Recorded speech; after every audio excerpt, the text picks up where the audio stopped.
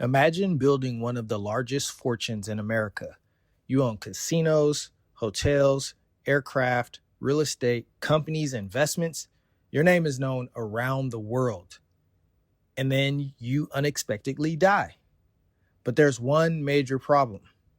No one can find your will. That is essentially what happened when billionaire Howard Hughes died in 1976.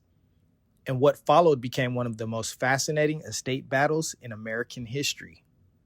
Dozens of supposed wills, people claiming to be heirs, a mysterious handwritten document, a gas station owner who said he once rescued Hughes in the Nevada desert, court battles across multiple states, and an estate that would eventually be valued at roughly $2 billion.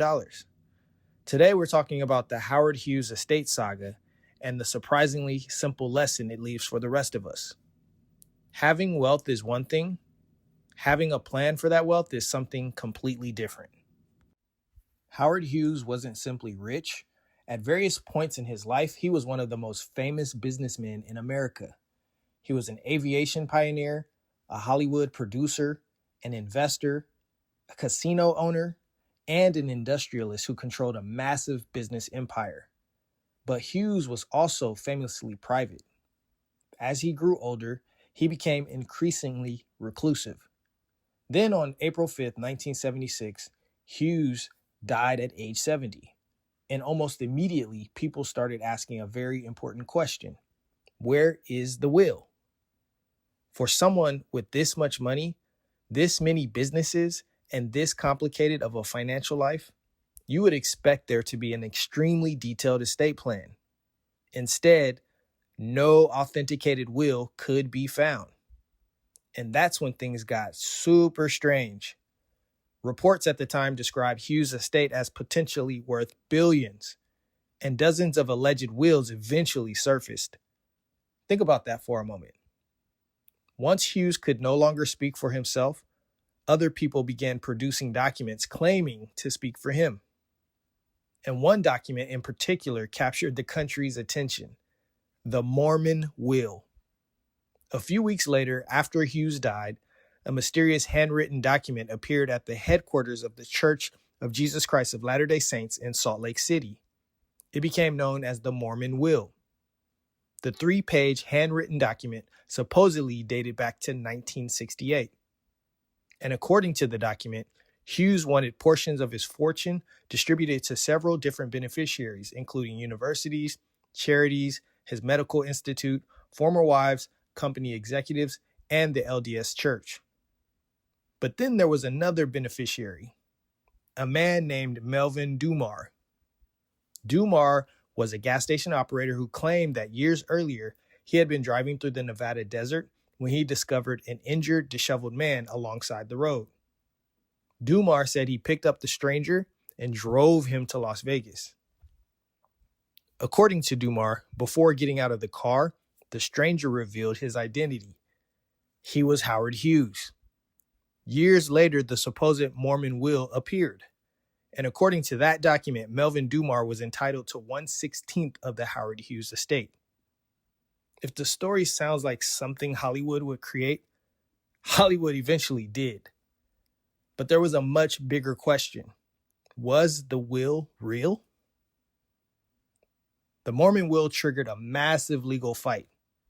Handwriting experts examined it. Attorneys argued over it. Hughes' relatives challenged it. And Dumar's own account of how the document surfaced came under intense scrutiny. The case eventually went before a jury. After months of testimony, the jury reached its conclusion in 1978. The Mormon will was a fraud. And because no authenticated will was ultimately established, the Hughes estate had to be handled under intestate laws. In plain English, the law decided who inherited Howard Hughes' property because Howard Hughes had not left behind a legally recognized document clearly telling the courts what he wanted. Eventually, a Texas court approved 28 heirs. But even that didn't end the complexity. Some heirs died while the estate was still being administered. Their interest then passed on to their own heirs. By 1990, one account reported that the number had grown to around 60 people. Now think about how extraordinary that is.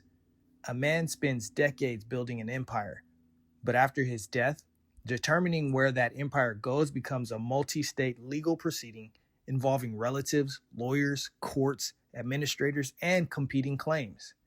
And it kept on going.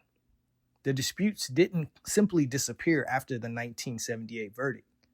Melvin Dumar continued pursuing his claim decades later. In fact, litigation connected to Dumar's claim reached federal appeal courts in 2008, more than 3 decades after Hughes had passed. That is the part of this story I want people to remember. Estate planning isn't just about deciding who gets your money, it's also about reducing uncertainty. Because uncertainty creates opportunity for conflict. Who's in charge? Who gets what? Which relatives qualify as beneficiaries? What happens to the business? What happens to the real estate? What happens if one beneficiary passes before? Who has authority to sell anything?